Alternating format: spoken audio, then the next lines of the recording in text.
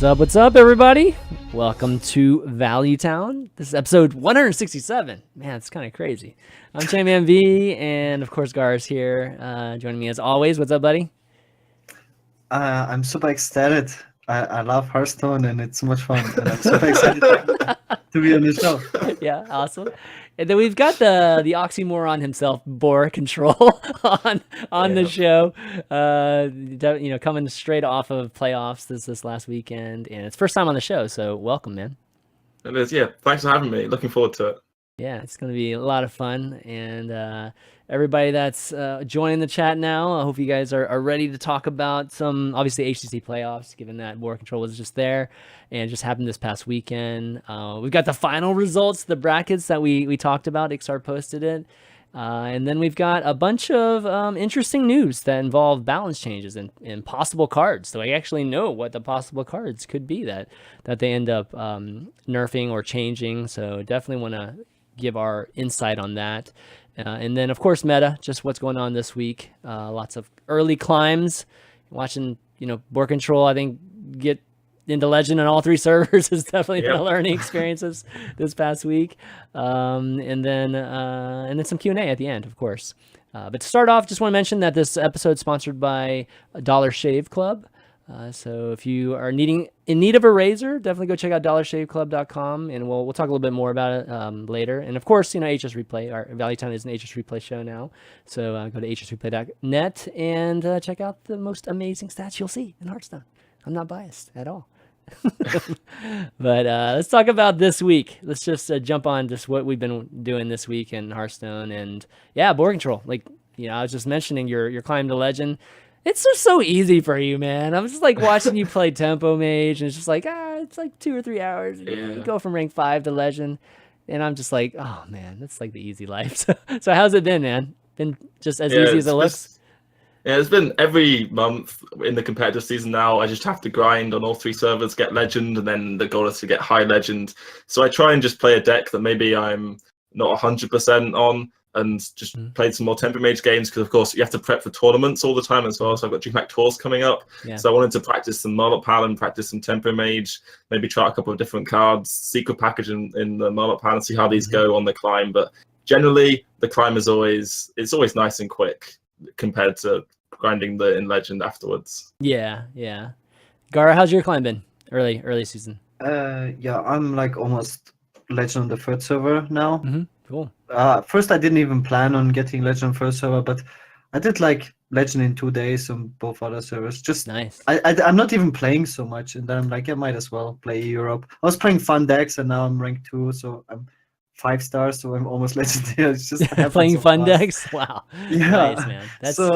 Might as well get Legend on all 3 servers, which should happen tomorrow.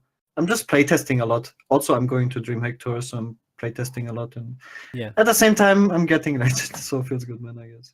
Cool. Yeah, I've probably played a little bit more the last couple of days than I normally do, and particularly been playing Paladin, which I put off for a long time just because I play against so much Paladin. I was just I don't even want to play it, but figured I would try it. Then definitely got up to rank 2, and then switched over to Warlock, just control Warlock, and man, been struggling with the mirrors and figuring out that, so kind of stuck at rank 2 right now.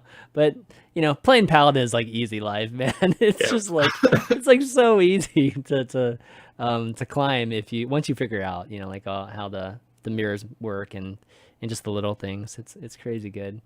But Mage, when I was watching you play, right, BoarControl, and I was okay, right, I'll switch over to Mage, because we played a lot of Mage, or at least I played a lot of Mage, maybe about a week and a half when Firebat was on.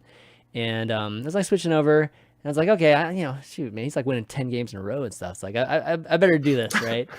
Dude, couldn't get above 50% on it when I was doing it, so I must be doing something wrong, or running a little cold there. Yeah, what helped me out a lot of that deck was APX Void made his guide for Mage, and he told you about all the mulligans and keeping certain cards with certain cards. Once you have the mana worm, suddenly cards like Primordial Glyph, which you wouldn't normally keep, become good keep cards, because then you buff the worm.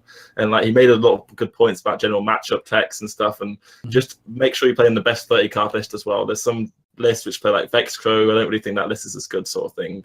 So if you're playing the good 30 cards and you're following APX's rules, you can't really go very wrong from there. Yeah, he always writes these great guides, and the most recent one, he came out APX Void, by the way, if you didn't hear that. He's a mage expert. He's a super mage specialist, and his latest one apparently is like super good. Clearly, it's definitely a great vouch, at least from BoarControl here. So check that out when you get a chance. Any other decks you guys climb with easily? I mean, besides even Paladin, Tempo, Mage, anything? I did I don't know, I do like fun challenges for myself. For example, in Asia I only played Mage, Big Spell Mage. Oh, okay. So till Legend, I didn't switch, and then I went to an A, and then I decided to only play Priest just to compare win rates. For me it's interesting to see. So I had 5% lower win rate with Mind Plus Priest as with Big Spell Mage.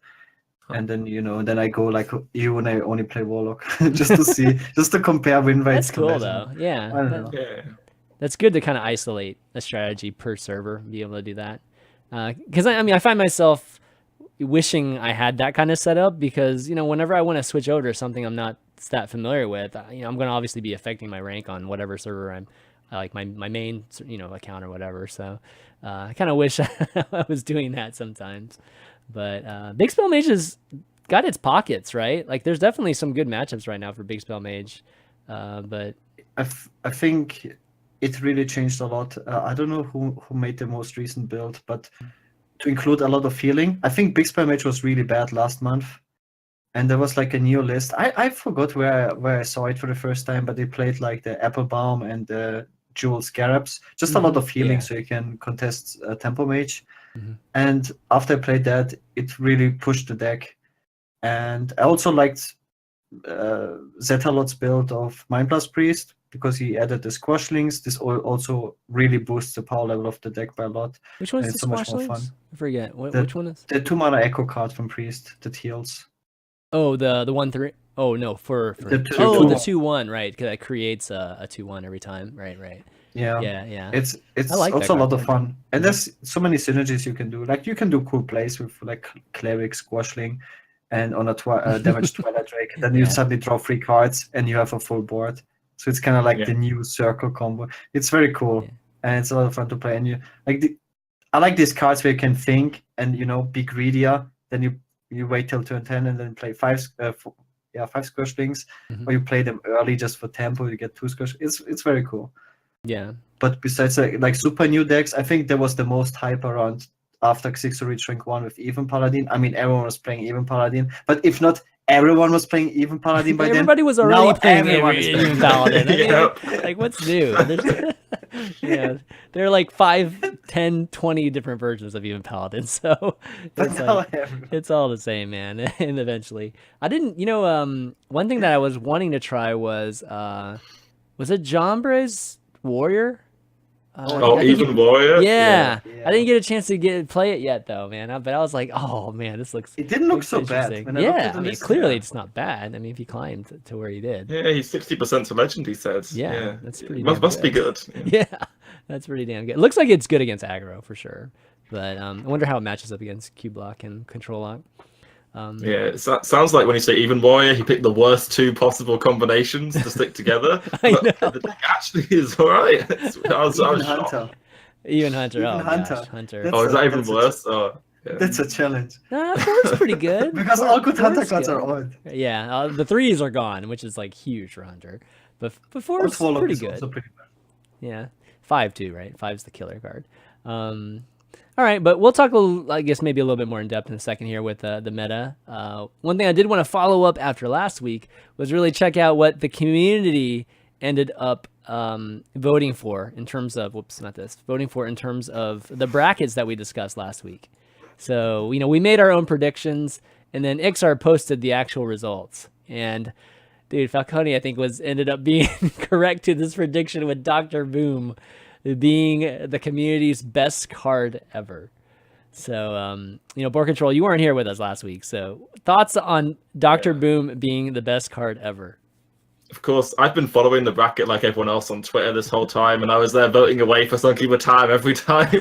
But no, Dr. Boom was just knocking everything out of the way. I'm surprised, but also kind of not surprised. It's always been sort of the first meme card. Everyone was like, Dr. Boom on 7 always wins. It was in every deck at the time. Everyone joked about it being Doctor 7. Like there was the whole curve with Secret Paladin where you curved out Doctor 6, Doctor 5, Doctor 7, Doctor 8, and that was the main sort of card which caused that. So I can see it there. People think it's best. I would say it's definitely not the best card ever. Talon's definitely a better card than it, but I can see why people picked it. It was a very powerful card at the time, and everyone talked about it loads, and there were lots of sort of memes made about it as well. Yeah, look at that bracket Dr. Boom was in. It had Sludge Belcher, Savannah Highmane, Flame Waker, Rag, Duskbreaker, and Jade Idol. That might have been the toughest like bracket right there in all of them. That's crazy. There's no gimme there at all. But yeah, so Dr. Boom, Gaara, I mean, I know we talked a little bit about Dr. Boom last week, but yeah. You surprised? I agree to disagree, like BoarControl. I'm not surprised, but it's definitely overvalued. But people also forget, maybe they don't think about it, is Dr. Boom was played at a time pre-nerf BGH, so we had 3 mana BGH at that time. So it was not as oppressive because we had a counterplay to it. I think a lot of the other cards, which I would consider the best cards in Hearthstone, we have like no counterplay, like Ultimate Infestation, like Gul'dan, like Operative. It's very like the counterplay to those cards is like almost non-existent. So this is why I would disagree with this being one of the best card ever. But it's obviously a very, very powerful card and was one of the best cards, if not the best card at that time when it was played. I think Dr. Boom might have been the highest play rate ever, you know, for you know, because it was neutral, right? It was not a class card. In almost every it was deck. like, I think Shredder and Dr. Boom, it'd be interesting to see what Blizzard, you know, could show that, just which cards had the highest play rate in all decks during their era. And I think Dr. Boom was in there. Like it's got to be up there. Play? Yeah. Do we have stats if more people played than Hearthstone? Wait, what do you? What? Are there like, is there data if more people played than constructed Hearthstone than right now? Oh, I'm sure there is. Yeah, of course there is. Like I don't know. I think Dr. Boom was in the stage where we were still growing. So at this point, I don't know how much Hearthstone's growing as much as, you know, just trying to maintain a certain level, because, you know, we're always having people leaving the game and coming in, right? So I think Hearthstone's probably reached that equilibrium phase, you know, where you're just kind of like losing people as much as you're gaining. But Dr. Boom definitely was at a time when we were still on the way up. So I would say it's probably less, to answer your question. We had less people playing at that time, maybe constructed. Than but right then now. It's crazy if this was still like the most played card ever, if you think about it. If more people are playing now in comparison. Yeah. So notice Patches was high as well. Yeah. Well, Patches, you know, the thing about Dr. Boom is like people were playing it in aggro. People were playing it in control. I mean, there was like no reason not. It was kind of crazy that aggro decks were actually playing it too. Hunter. Every deck played it. Yeah, literally every deck was playing it. Except Mage. It was the only deck I remember, like Freeze Mage. Freeze Mage? Okay, yeah, Freeze Mage. It was like the only deck that didn't include, because it was so... You can't. Yeah. I mean, Bone Mirror had a little bit of that feel, right, before the nerf. But you couldn't play it in every deck. Yeah. Because it requires you to have a board. Dr. Boom, you can just jam in your deck. Creeper before the nerf. I mean, it has to be a non-class card, right? Like, for it to be able to qualify for that. So Sylvanas was in most decks as well. Yeah, but not aggro decks, but yeah. Yeah. Oh no, like Zoo played Sylvanas, I remember. Yeah, I don't even remember that. Really? That's. I remember that. Yeah. Okay. Morganis as well. Yeah. Yeah. All right. Any other surprises here? I mean, a lot of these are like, to be honest, what I would have guessed the community would pick. I thought this was just disgusting, but it's actually. I mean, this is like Reno over Winterworm was disgusting, but. I mean, the final vote is the most interesting, I would say, because there's no recency bias, right? Because if you go ladder now, you face so many paladins, you face so many even paladins, that people still vote for Dr. Boom is actually kind of crazy to think about. Well, I mean, the paladin cards, I mean, Call to Arms, I mean, had a good showing, obviously, and Tarim, I mean, you've got Tarim in the finals, so I think paladin was well represented here. What are the other classes? Yeah, How far did Ice Block go? Yeah, in general, lots of cards. The infestation, the UI, which expensive cards were overrated. And Mad Scientist losing to Ice Block is a travesty, I have to say. Dude, I had Ice Block was winning. Ridiculous, dude, so yeah, that one was a tough one. I think back to back, Mad Scientist, Ice Block, and then whatever versus UI. I think those two were pretty tough. UI versus Mad Scientist. Who wins? BoarControl. Mad Scientist. Wow. Oh, okay. It was crazy during its time, man. The Hunter. It was so good. Oh my god, in the Mage. Yeah. Oh my god. Crazy. Yeah. I will never forget when it was released. It was, I think, the first wing or the second wing of Naxxramas. And it was like, I won a tournament right afterwards because Hunter was super good before it. And then Hunter got Web Spinner and Mad Scientist. No, and Hunter Creeper as well. And Undertaker. At the same time. I think Undertaker came later. Oh, was that the one after the week after? Yeah. Oh, okay. There was unbelievable power. There was the biggest power creep for a deck ever. You know what HSR should do next is like ignoring nerfs. You know, like just disregard nerfs. What's the most powerful card? Like Undertaker and Warsong Commander, Old Buzzard, and like oh my god! I wonder what would end up being there. Like a lot of people obviously wins, right? Which one? Patches. Patches the pirate. Yeah, Patches too. Yeah. It'd be kind of interesting. A lot of people wouldn't even know. Like a lot of people didn't play Hearthstone back in the day, but that would be pretty interesting to see too. Outside of that, I think it's pretty much what I expected. This is a pretty tough one too. I think a lot of people had Gul'dan really high. Thorazan, I think Thorazan was overrated. It's good. It's super good. It's broken. It's good. It is, but I think it did a little bit better than. I still think like Muster for Battle and Gul'dan are better than that. Imagine now to have a Thorazan with the current cards, how broken that will be. I mean, they kind of do. I mean, Kel'Seth is kind of like that. It's just they just do it in a different way, right? You're getting more value for the same mana cost instead of getting a discount on mana cost. So, but the crazy things you can do with Rin and Gul'dan and Skulls, and I don't even want to think about it. Yeah, if it existed today, sure. Yeah, it did. That would be so broken. But compare that to like the mana cheat we have right now. The Emperor Thorazan's not like as swingy as Lackey and some of the stuff that we see right now. So at the time, it did feel like crazy good. So yeah, the problem was the OTK that you can make through that card. Yeah, that's true. All sorts of different classes. Like you couldn't play around it anymore. Like the Leroy Faceless Power Overwhelming or the double Icelands for 0 mana. No question is broken. It's just like all these cards are broken that we're talking about. So it's okay. Well, anyways, it's definitely a fun exercise, and congratulations, Dr. Boom. Like you didn't win enough games already. You gotta win this bracket too. So he created a doctor meme. A doctor meme, yeah. I had this. One of the few Value Town shirts that we ever made was a Dr. Boom shirt, like to commemorate him leaving Standard.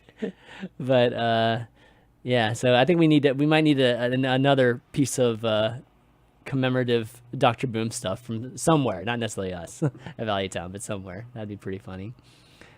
Okay, well, let's see. What else? Let's see. What's next here? Oh, we got Balance. Okay, so the update, not Balance, sorry. An update came out yesterday. And this was the update that involved the Shudderwock change that they had mentioned a few weeks ago. And some funny things that, kind of, I think resulted from what we saw here. So here's the announcement of it. So biggest thing is the Shudderwock, basically animation sped up. They limited the battle cries to 20, and they doubled the speed of the Life Drinker battle cry, the one that actually damages and steals health.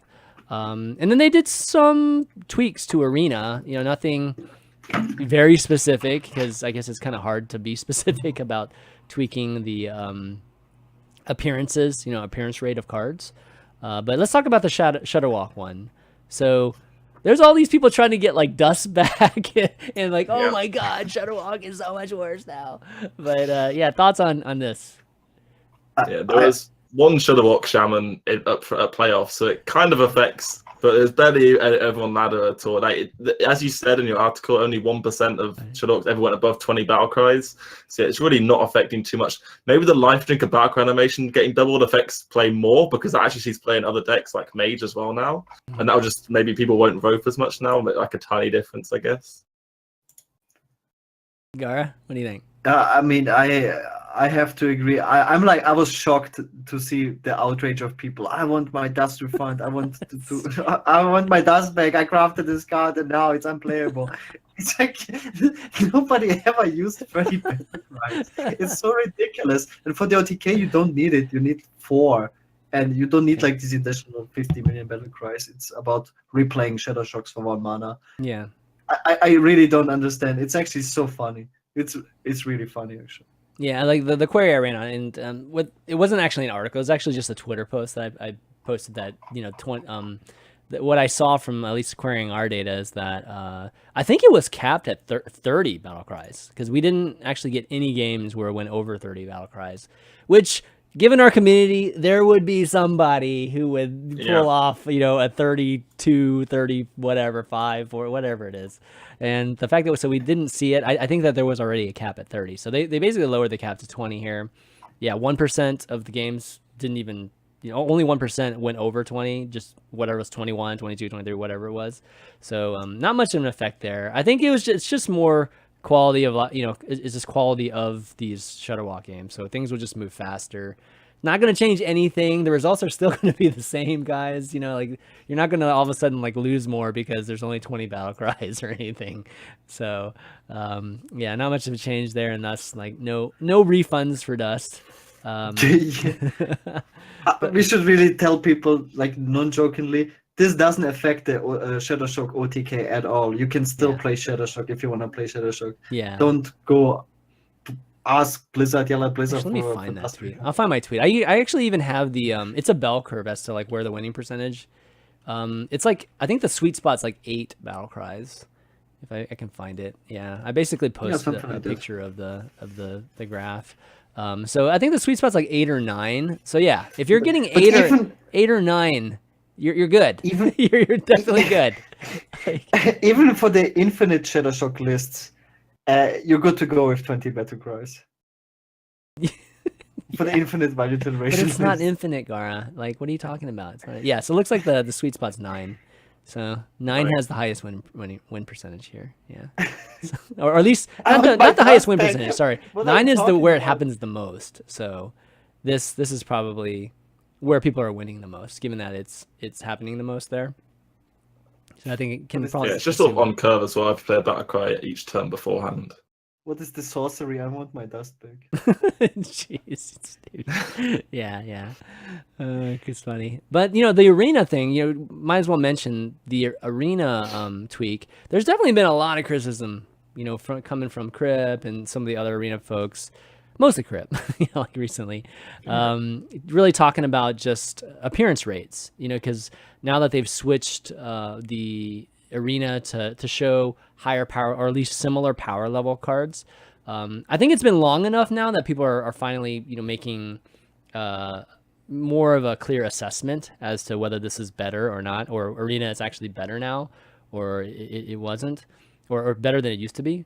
And I think, some people like Crip are saying that basically it's not.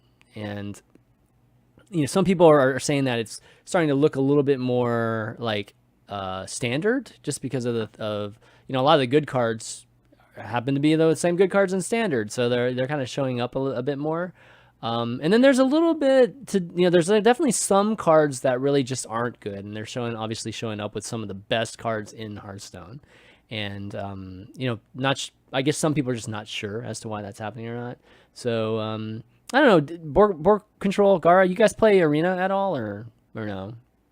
I play a bit, but I was just intrigued mainly by the message that Blizzard put out, where they said it's really vague, updated the appearance rate of cards to improve class balance. Like, it doesn't really tell you what they're really doing. They're just saying we're trying to make things better, which you'd think they'll be doing that anyway all the time, right? Surely they want to improve the class balance all the time when they can change the rates behind the scenes. It's weird they have to announce it, and they don't just say we're constantly trying to improve the arena and make everything more balanced. If we see something's got too high win rate, we'll reduce its drop rate, sort of thing, and make things better for those purposes. They just seem like a weird message that they were sending. I think they've just been so inconsistent about transparency with Arena. You know, like there'll be moments where they tell us a lot during these maybe developer insights and things like that. But then we'll have times where they just change something and not tell us, you know, and then somebody sees it, or somebody sees it in a patch, you know, and logs and things like that, and it just ends up being a lot of angry people, right? So I think just being transparent. I think being transparent is just good. So if they can just be more transparent, I think that'd be great, and the community would appreciate that. I'm having a feeling the reason that they're not is just because it might affect just how people. It might affect the meta of the arena. You know, if they were to be more open about what some of the, you know, like appearance rates are and things like that, it might actually affect how just the outcome of how people are picking when they don't really want to influence that much, right? So I don't know. It's kind of a tough line to walk, but generally though, like I think they do need to be a little bit more transparent with what they're doing. And even just like your explanation, BoarControl, like they could have added like a few more sentences here, and then just like, you know, I think a lot of people would be more clear as to what's going on and still not tell us that much, right? But at least it would feel a lot better. And these two sentences definitely don't tell us anything. I mean, what are they going to do? Make Paladin worse, or make, you know, Rogue worse? I mean, like, I don't even know what, you know, that means, right? I just hope they make it just more balanced in general. I always see there's always large Reddit threads, but I seem to see it every like month, every week, someone complaining about Arena. I just hope they do get more transparent, as it seems to be. At least this wouldn't normally be in the patch notes, I think. At least it's there now, saying something, right? Yeah, that's true. So they're getting there, baby steps, right? On a different note, I feel like, you know, with Standard, you know, we definitely got a bit more information the last few days too, over the weekend. Ixar was definitely posting. Oh, there was a thread that came up about Naga Sea Witch, right? Like that, and a lot of people were like, it was like a complaint, a thread for lack of a better word. Like basically, when is Naga Sea Witch finally gonna get changed in Wild, because it's just going crazy. And in that thread, Ixar, you know, revealed that they're taking a look at a lot of cards, and that a balance change is coming after HCT playoffs, or just all this HCT season's over, which is the end of May, by the way. And so he went into, you can kind of read it over. I definitely have the links in the notes, you guys can always check out in the VODs. Yeah. But actually, let me just link this in the chat so people can just look at the same Reddit thread. But he kind of goes into detail. Somebody summed it up pretty well, and it comes down just like with a lot of cards that they're looking at. In terms of Wild, I think the question of Naga Sea Witch obviously came up. Sounds like they're going to do something about Naga Sea Witch. Barnes came up. Looks like they're not going to do anything about Barnes. So I think a lot of people that play Wild weren't happy about that. And then in terms of Standard, there's a lot of things they're looking at in terms of Paladin and Warlock. And I figured it'd be good for us to discuss those, given that, you know, we're obviously more on the Standard side of things here on Valuetown. And the cards in question, at least I have down here, are Call to Arms, Lackey, Tarim, Dark Pact, Doomguard, Baku's Hero Power, and did I leave anything else? Anything else I forget, guys? Just Rogue, right? I think that he spoke to Rogue a little bit. Quest Rogue, yeah. It doesn't sound like they're going to do much to Quest, or they're still wanting to wait and see after they do change things, how Rogue ends up there. So why don't we start with that? Like, what do you think about Rogue? Like them not changing Rogue? Because there's all these moving parts, right? And right now they seem to, you know, they seem to create these counters for each other, and at times it falls into like a rock paper scissors, and then kind of comes out of it and kind of goes back into it. Rogue's obviously one of those big components there. So what do you think about that? Just not changing. Yeah, I think Quest Rogue, very similar to Naga Sea Witch, is a problem card, not because it has a too high a win rate or anything like that. It's not even that good a deck. It wasn't that popular at prelims and ladder. It's not really even that popular at high ranks. It's just that the deck is so uninteractive to play against. If you're playing a certain deck, the matchup is so polarizing, you feel powerless. It's not very fun to play against. And at the end of the day, the majority of players want to be having fun playing Hearthstone. And if you're not having fun in like 10%, 5% of your games because you're against Quest Rogue, it kind of ruins the experience a bit. And I can see where they're coming from in that aspect. The deck to play against just isn't great either. It feels a bit like almost you just hope your opponent doesn't draw the bounce effects still. Doesn't have the advantage. You just put as much pressure as you can on, and it's sort of just hope for the best, which isn't really a great feeling. You'd like to be having decisions which are more impactful regarding quest stroke. So I wouldn't say it should be nerfed because it's too good or anything, but mainly just because it's not fun and it's just not enjoyable to play against. Already, I guess it's fun to play with, I would say, because you have a lot of decisions, but not against. Yeah. And it's skillful to play with too. I mean, there's definitely a skill cap to it when you're playing it. Gaara, what's your thoughts, man? I have many thoughts. I feel like I'm repeating myself over the years many times. First of all, quest stroke is a horrible archetype for the competitive aspect of the game, just because of the polarization of the matchups and how it forces the tournament meta into just playing certain decks or play around certain decks. For example, like Queststroke just always hard countered every single version of control decks or slower decks. So you basically always have to either bring Queststroke or take into account Queststroke. And right now we have that with Queststroke and even Paladin. Even Paladin is very similar to Queststroke right now. Like you have to play it or you have to counter it, or it's very similar. It's just that Queststroke has way more polarized matchups than even Paladin. So I would say even Paladin is more fun than Queststroke. Even though like it is not a very well performing deck on ladder. Even back then when it was nerfed, it was like 37% win rate deck on ladder. It's still really bad that it exists in the game. This is why I also think like Rin is a very bad card for competitive Hearthstone. Like if they nerf these cards, all of them, then cards like Rin just become way more dominant because there's no counterplay to them.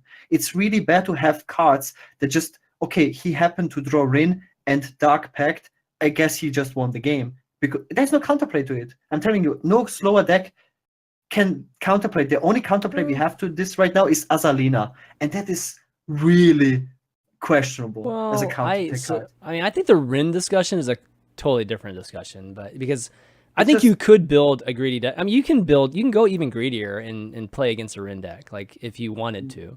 Like you and could. Then what? I'm just saying, like, it can adjust. Like if Rin decks became just like the most. No, you can't adjust. You can. There's no counterplay to the Rin effect. Oh yeah, I mean, but I'm just saying, like, even if a Rin just does, you get the benefits of Rin the entire time, right? You get all the symbols and everything. I think you can build a greedier deck. You know, it puts just Sarah in it. It puts like just everything that's like as greedy as possible in it, and you could adjust from that standpoint. Of course, it's hard to adjust right now when you have all these other aggro things you're dealing with. But I'm just saying, if that became like just out of control crazy, then that's something that people could start considering doing, and we're seeing that, right? Like in the events, we see people going even more greedy with Benedictus and stuff like that, right? Just to give them even another bad card, I would say, for competitive first. Another bad card. No, because there's no counterplay to it. You really have to think from the counterplay perspective. When we play a Warlock Mirror, we both play Control Lock, and you get your Rin out behind a Void Lord, you just win the game. You can't pressure with a Warlock like a Control Lock. You're not a Cube Lock, let's say. You're playing a slower Control deck, a Control Warrior, whatever. You can't pressure, then you just lose because he happened to draw this one card. And another bad thing, what I think is, I see they are asking the public about feedback. I'm not so sure if that is so smart. They have like this official like forum post where everyone can post their opinions. And I went quickly over it. Everyone is like, nerf Cube Block, nerf Cube Block, nerf Cube Block. I don't even think that's like the most problematic deck in the game right now. And I don't know, because that will be the majority of people, right? Going to these forums and being like... Well, yeah, we'll definitely talk about Cube Block in a second, because there's obviously like 2 cards on this list that are, or 3 cards on this list that are Cube Block centric. So I really hope they would like ask, let's say, 50 pro players, people that go to playoffs all the time. They have experience with high ladder. Like, ask the top legend players, but a lot of... So you have a general consensus of what feels too strong and whatnot, that not just a few people. I think you get feedback from different... I think that you should have different buckets of players, right? And, you have the professional players. They're going to give you their insight as to obviously what high legend type of perspective is, high skill, right? Just high skill cap, and even just what event type of meta is going to be like, and how this is affecting that. And then I think it is important to have like just even people who are in rank 15, rank 10 give you your opinion too, because you know, it's like BoarControl said, like I'm sure those people hate Quest Rogue like as much as, I mean, they probably hate Quest Rogue more than the people at the top do. Like potentially, yeah, it's like playing against it. So you know, like they see less, they probably see even less ways to counterplay that, right, than there really even is at the best case. So yeah, in terms of Quest Rogue, I agree with you too. Like BoarControl, I think it's a very one-sided thing, and this is like one of those cases where the stats probably don't tell you the whole story, you know. And For sure. you know, that this is the stats probably look fine, you know, like you said, the ladder is not too strong, and you know how you beat it, you go with an aggro deck, right? You just beat it, and that's why it doesn't do very well. On top of that, another great example is the last World Championship, where Warlock was by far the most oppressive deck, but in the actual tournament, 80% of the people banned Warlock. Yeah. So like there was no nerf afterwards. Blizzard was like, yeah, Warlock will be fine, like because you have so small sample size, because everyone banned Warlock in the tournament. Yeah, and that's where the event meta becomes different, right? And can be skewed a little bit just because you can just ban something that's completely broken like that. So yeah, no, anyways, with Quest Rogue, I think we haven't even talked about how to change it. Like if they were to change something, like what would you change? Like forget just taking it out, because they aren't going to remove it, right? So like what's the most elegant way to make it? I don't know. It's either going to be good or bad, right? Like there's not really something in between. Like, if you're not going to change the quest completion, which is 5/5s, then it's always going to be the issue of once the quest is done, it's nuts, and before it's done, it's rubbish. And you always have that problem. Like, you can just make it one more bounce effect. The deck's just going to be a lot worse, but still going to beat control decks. Probably can't be played on ladder anymore, but some people will still bring it in tournament lineups as a target for control decks. Like, unless you're going to completely rip up the card and make a new one, there's nothing you can really do apart from just keep on increasing the number of bounce effects you need, the number of times you need to play the card. Or just changing, maybe if you change Sonya and make Sonya cost more mana, that really affects the deck a lot, because a lot of the time you complete the quest on Sonya. So maybe change Sonya, same effect, but like a 5-mana body. That would make the quest much harder to be completed as well. But we're still talking about making the deck worse, right? We're like, if it's worse against control, I mean, it's not going to change how it is against aggro. It still sucks against aggro. So overall, you're just making the deck worse and just not top tier. Okay, I mean, I think that's probably what the three of us went from that. And I mean, I don't want to destroy it. You know, I still think it could be kind of have a little bit of like meme-ish feel to it and still be fun. It's just when it's... I want to destroy it. Yeah, you want to destroy it. Damn. Yeah. Okay. It has to die for the greater good of us. Oh man, it's got to be in Warlock quest level basically. Nobody's playing it. Okay, well, why don't we move on to Warlock, since you brought up Keyblock, Gaara, or just people thinking that Keyblock and it's crazy.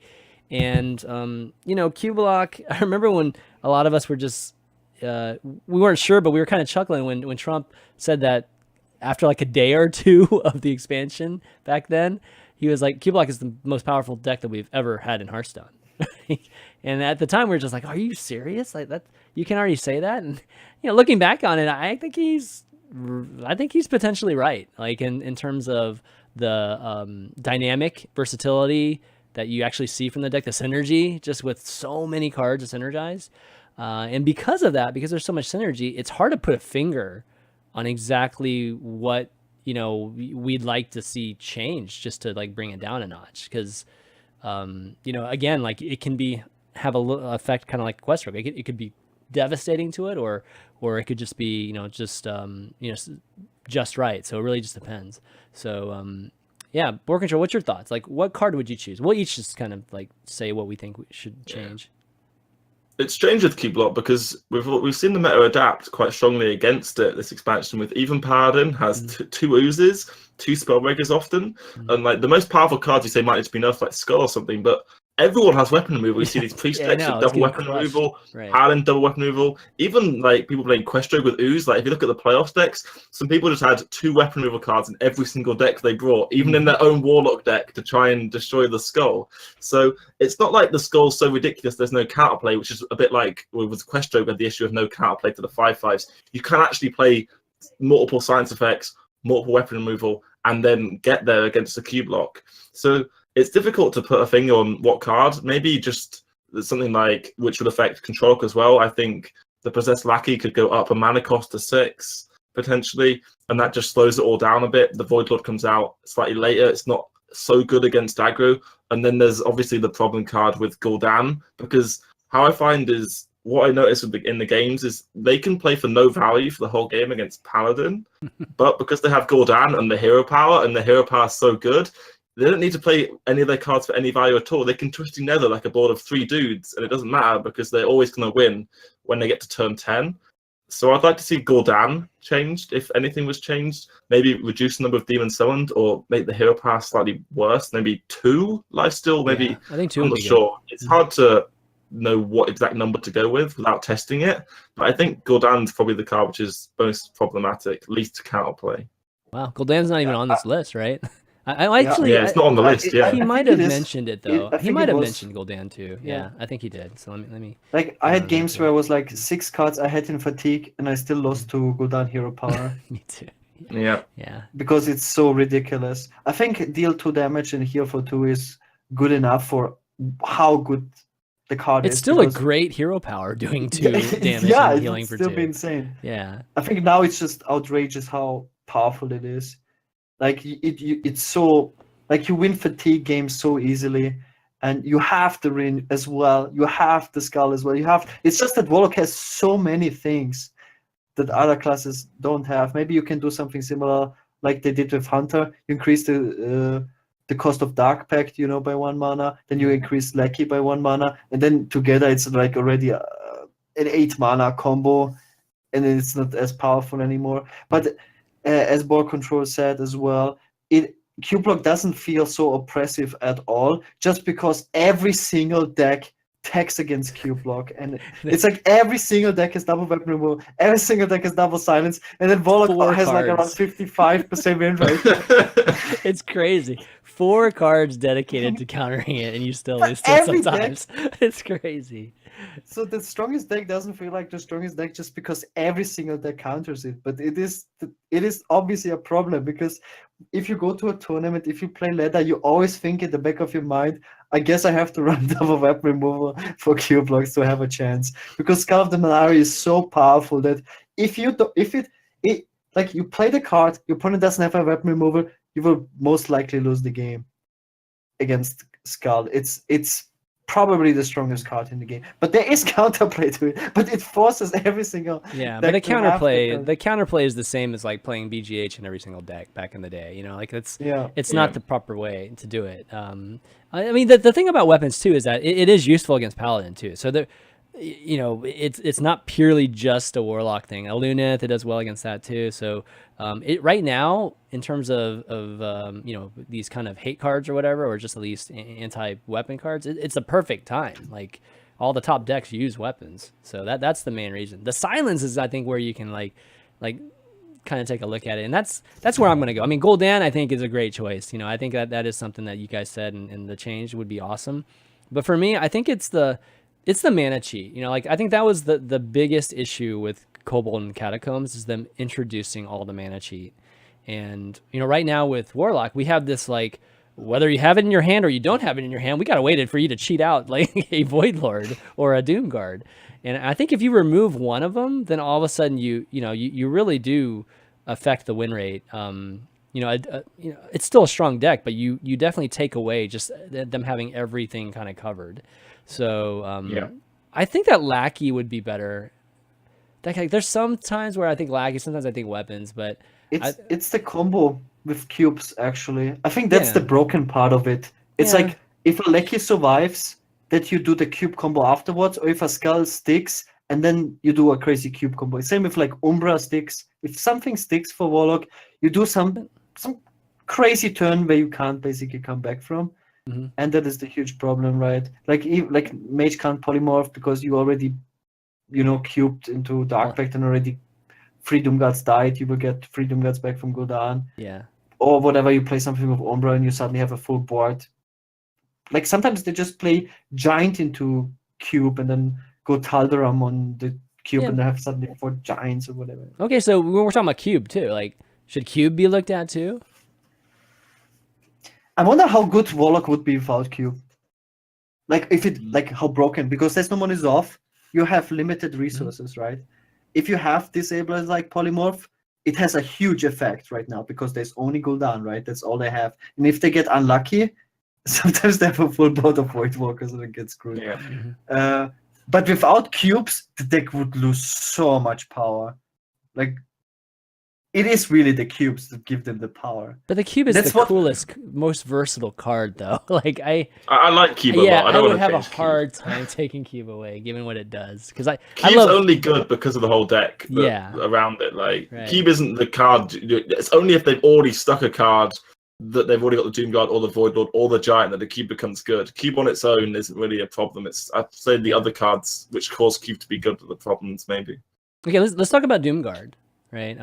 Doomguard obviously isn't included in the control lock, which is super good right now too against paladins and things like that. But Doomguard is the card that makes Cube, I think, crazy good because of the charge aspect to Doomguard. And Doomguard's always been a card that's, if they had the most wanted list back in Blizzard, I'm sure Doomguard's been near the bottom of that most wanted list many times. It's just they make a new card and it just pops above it. So Doomguard just sits like right on that 11, 12, like 10, 11, 12 type of thing. But yeah, Doomguard, what do you guys think? Just it being the culprit here. It wouldn't be enough in my opinion because now there's a new cube list, a cube control list that plays Despicable Dreadlord. So if you would nerf Doomguard, you already don't play it in all decks. So it wouldn't affect their deck at all. Like it's like a defensive list, it still plays faceless. Yeah, like against like Taunt Druid, sticking Doomguard is what you have to do. You just play it from hand, and that's like the whole game plan of that matchup is just getting Doomguard down. So I'd say it affected more than you think. Like if you look at prelims list, almost no one had the Despicable Dreadlord list. It was almost all Doomguards for the Cube Lock. No, what I'm saying is people would then move to a different version of Cube Lock when you would nerf Doomguard, and I don't think. I don't think it would be as strong. Control lock then, basically. Yeah, without having the burst potential, you'd basically just become control. There's some control lock lists that play Cube right now, so I think you just basically switch to control lock without having the damage potential from the Doomguards. Like you end up not being able to beat the matchups that control lock loses, kind of. How would you classify a Cube Lock? Like, do you call it a control? I mean, we obviously have control lock, just for lack of a better word, just because the control lock is actually, looks like a control deck, right? There's a ton of removal. It's got that value at the end, and it's a very standard control archetype. What do you call Cube Lock? I mean, do we call it a combo deck, or do we call it a control deck that just has, crazy amounts of versatility and power? The beautiful thing about it is in each matchup, it can take a different role. So if you're facing an aggro deck, you can become the control deck. And then if you're facing a control, you can become the aggro. You tap your giants against the control decks, but against aggro, you're never going to want to play the giants. You play the defiles and stuff instead. And the flexibility about it, which is why I like the deck a lot, because it has a high skill cap. You have to work out what you're doing. And especially with your hand as well, you can make very different lines and very different plays with the deck. So I'd say it seems to be like almost a combo deck, but just an all-round deck, maybe you could say. When you can't be classified, it's broken, man.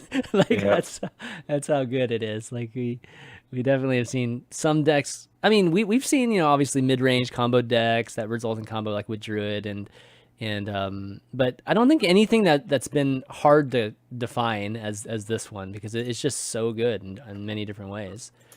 The win conditions are just. I wish they would just make other classes better instead. Like honestly, I don't actually agree with that. I don't know if I actually like the direction they're taking, where they're just making things weaker. I have no problems with that actually, because it's hard. Like, how are you going to make something better than that, dude? I mean, and if we make something better than that, then you're getting to the point where it's just Hearthstone is just like, okay. Play one card, do 30 damage. I mean, it's like it gets into it's just that silly range. It's disproportionate that they give Warlocks better cards than other classes, and that's like multiple expansions in a row. I think Priest and Warlock got the best cards in the last 2 or 3 expansions, and it's just unbalanced. So, and then you end up being forced to nerf the class because it's too strong. Well, no shit, Shudderwock, because you just gave it the best cards. I do have to like disagree with you there, because before Kobolds and Catacombs, Warlock sucked, dude. Like nobody was playing Warlock. Like we were talking about, oh my god, Disco Lock, and we were talking about, oh man, how do we make the Warlock quest actually any good? It wasn't until they came out with this crazy trifecta of Dark Pack and Void Lord and Cube and Lackey, I mean, and the Skull, like all those things just kind of coming together, 5 cards coming together that just made, this crazy broken deck. And, at the time I was like, it kind of gave me hope that any bad, let's just say Shaman, for example, right now, like any bad class right now could be fixed in the span of like one expansion if they really wanted to. And I think they kind of proved that, at least with Warlock, and they just like went maybe like crazy overboard. But look at that. Like Warlock was one of the least played classes in Frozen Throne. So or no, definitely Ungoro. Ungoro is definitely one of the least played, and I think Gul'dan helped a little bit, right? When it came out in Frozen Throne, and then dude, Kobolds and Catacombs just exploded on us. So yeah. I just don't like nerfing like the high skill cap decks to the ground to unplayability. That we have like a meta where I never want to have a game where decks like Jade Druid are the best decks in the game. Yeah, I mean, I think we all agree with that. Like just decks that are the easiest decks. It should be like spiteful decks, We don't want to have a spiteful meta. Like Spiteful Druid is one of the best decks in the game. It's not really the hardest deck to play, to be honest. And so having a deck like Patron Warrior, Q-Block being the best deck is fine. It just should be a bit weaker. But again, it doesn't feel like the best deck in the game because there is counterplay to it. You can play Silence, you can play Weapon Removal, and it really is very good against Warlock. It's just that every deck is forced to run it. So it's... What do you guys think of a world where Control Warlock would be the only one? The one way that we call Control Warlock right now. Just heavy removal. Obviously, just owns Paladin.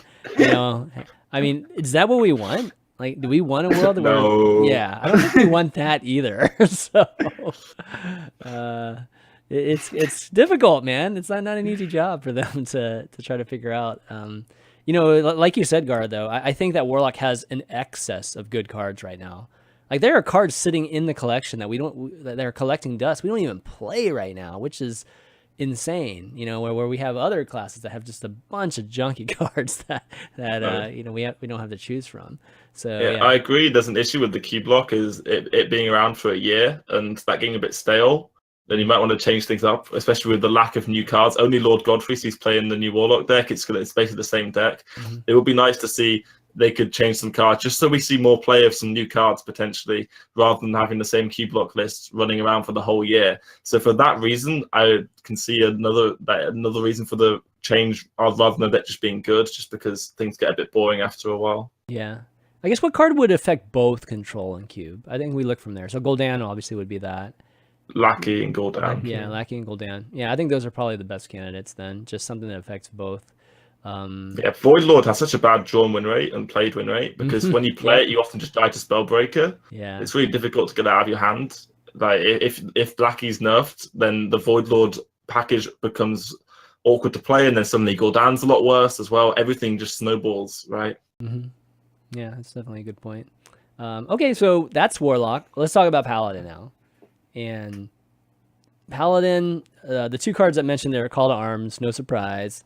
Tarim, no surprise. But the Baku hero power, I thought was an interesting thing. Or just the hero powers themselves. We can even talk about, Gen and Baku, right? So, thoughts on that? Like, well, what do you think is the most problematic thing here? I mean, there's, again, lots of combination of cards that are just super good in Paladin right now. And Baku hero power is because of this guy. Yeah, that's so true. That's so true. The Baku hero power, I think, isn't the problem now, but as we saw from the start of the expansion, it could be a problem in the future. We were playing rubbish cards at the start against unrefined decks, and the Baku hero power was really good when I played it on day one. But as we got further into expansion, people were playing refined decks, and you worked out that Raid Leader maybe wasn't the best card. But this really limits all design of any odd cards in the future. If they print any good odd neutral cards, neutral minions, or any good odd paladin cards, suddenly we get this deck with this hero power. If there's any more like dude buffs or dude synergy cards, they just can't be printed because the deck's just going to be broken.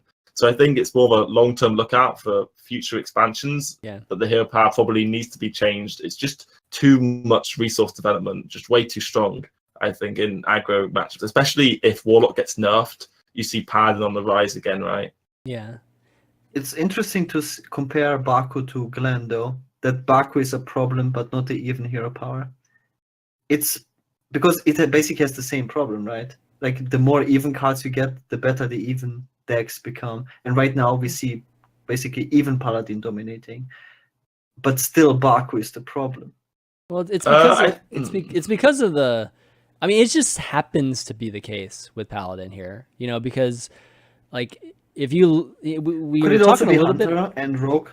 Yeah, well, I mean, even if you because like with Paladin, it's weighted so heavy that the cards are so good with the even cards that when you look at the opposite and odd, they're we're using we were using war leaders and like champions and things like that, right? It's like the card quality is crazy, so that they tried to make it up in terms of the hero power. I mean, literally the best part about playing an odd Paladin is the hero power. Yeah, and I think it's very different. Yeah, crazy compared to even, because with even the hero power is so different. With even, you hero power on one, you lose board to their one drop, and you swing back on board with consecration and call to arms. Right. But with the even Paladin, you get ahead on board because you play a good started one drop, and then you snowball ahead with the hero power, which you get every time you get the 2/2. You can just keep on pressing the button, and then you get ahead without even using any resources because you're just pushing the button every time. And then you can get all the value trades as well because you're ahead, and you get to play loads of cards which work with spread wide boards as well, like the raid leader, for instance. It's quite different to the Gen hero power because that one loses you board, and it's like once call to arms is nerfed, the even powering gets much worse because you don't come back on board as easily at all anymore. Imagine the change call to arms to 5 mana and then suddenly play it in Baku. It'll be fine in Baku. Oh my god! It's only 3/1 mana. Oh my god! Yeah, if they changed the mana cost, holy crap! That would be nice nerf. I don't think it's a problem. I think it's fine if you go to odd Paladin. 3/1 drops isn't an issue for 5 mana. That's the same as like playing Ravencaller and playing the 2 minions from your hand. I don't think it's a problem. Oh, that's true. It would just be 1 drops. Yeah, that's a good point. Yeah. But it would be so funny. It would be funny. Mana. Everyone is like for one day, yes. Yeah, 3 2-drops is like super, obviously crazy good. Especially those 2 drops that we've been running. So it's a tough thing. Like again, like I don't think this is just. I think them introducing this was pretty bold, and I think it's pretty interesting to at least show that the classes can be divided, bisected in a way like this. Even how nerf could you nerf Baku? It's impossible. Baku? I mean, I think the 2/2 hero power is not a terrible suggestion, or a terrible idea. Because the wide board is what's so difficult about playing against that deck. So even just a single 2/2 would, I think, hurt that hero power just a slight bit. Still good, but it wouldn't be so easy to buff it with swords and just everything, right? That's automatic buffs. Like every time you're able to do that. So I think that would be at least a good first step. And then I think taking a look at everything like Tarim and should Tarim be 2/2s or maybe 3/2s or I'm not sure. Tarim is such a great card. Like it's another one of those cards, Gar. Like there's no counterplay to it. I mean, it's just good. It's a defensive card and an offensive card. It's one of the things I've actually loved about it. Like it's one of those cards that I think is powerful, but I actually don't have a problem with it because I just kind of like it. So if they changed it, I'd be bummed a little bit, but I totally can see why they would need to buff it just to at least balance out Paladin a little bit. So all right, let's conclude on cards to change. So call to arms. Are you BoarControl? You're saying like change it to 5 mana? Like seriously? You're okay. Change it to 5 mana. All right, that's some people say really it would interesting even one. be playable for 6 mana. Like people would definitely consider playing it for 6 mana. In that deck? I mean, sure. I mean, 2 drops. If I had control, call to arms, I'd definitely play it on 6 mana given that deck. But not having it at 4 is huge. Like, what do you play at 4 then? Yeah. Like Bowringer Sentry. So it doesn't work in even, I guess. Though. yeah. So okay, Yeti. yeah, that's a good Back to the suggestion. Yeti. That's a good one. Chain Gang, yeah. Is that enough though? Yeah, Spellbreaker Chain Gang. I think it's still a strong card for 5 mana. I don't like when you obliterate cards with the nerfs. If you like make it 6 mana, I think it just becomes bad. Yeah. And it won't see play. Whereas if you just increase it to 5, it becomes a decent card rather than being ridiculously overpowered like it is now. The way I look at it is that if you change it to 5, like basically instead of seeing even Paladin at the top, you just see Murloc Paladin at the top. Like it's just going to swap. You know, they're already close right now, and I think even though Murloc Paladin does benefit too from like the Call Arms playing at 4, Murloc Paladin has more plays at 4 than just your obviously compared to Baku, of course, and even just the even Paladin. I think if you remove Call to Arms, there's not nearly as many powerful cards like True Silver and Consecrate, and there's nothing that crazy awesome. So I think that it would hurt even Paladin, but you still don't fix the Paladin issue. Like if Paladin play rate as a class is the problem, then I don't think you fix that, because people will still play the various Paladins. Yeah, I don't think it would do that much if Yeah. Call to Arms go to 5 mana. It destroys even Paladin, I think. No, I you think- lose your best cards. Even Paladin for sure. Yeah, if it Yeah. goes. I think even Paladin goes for being like one of the most played decks, like right down to one of to the least nothing. played. Yeah, exactly. But you'd still have Without Odd call. Paladin and you still have Murloc Paladin. Those two would still be good. Yeah. Well, I think that solves the Paladin problem. You don't want to remove Paladin completely from the game, right? No. You just want to make it a bit worse. But wouldn't you want to make all of them more? I guess, yeah. But wouldn't Well, wouldn't you Odd make I guess Paladin Called Paladin be Arms. broken? Yeah, I guess Called Arms. Yeah, changes all of them. Wouldn't Odd Paladin be too strong though? No. With Call to It's Arms? not that good. 5 mana Call to Yeah. Arms for 3 1 manas. What do you even get? What are the 3 good 1 mana That's cards true. you're 1 getting? mana cards is just not that good. Like You can get Righteous Protector, and then that's it, right? Yeah. Yeah. Protector, Squire. But maybe in future expansion or something like that. Yeah, Firefly's bad, right? Anything with Battlecry. Yeah. Odd Paladin has problems in future expansions. Yeah, definitely. That needs to be Yeah. fixed with the hero power. I don't know how, but something needs to happen. Yeah. Okay. Yeah, I think that would be pretty good. Yeah, I don't think that any other cards were mentioned, right?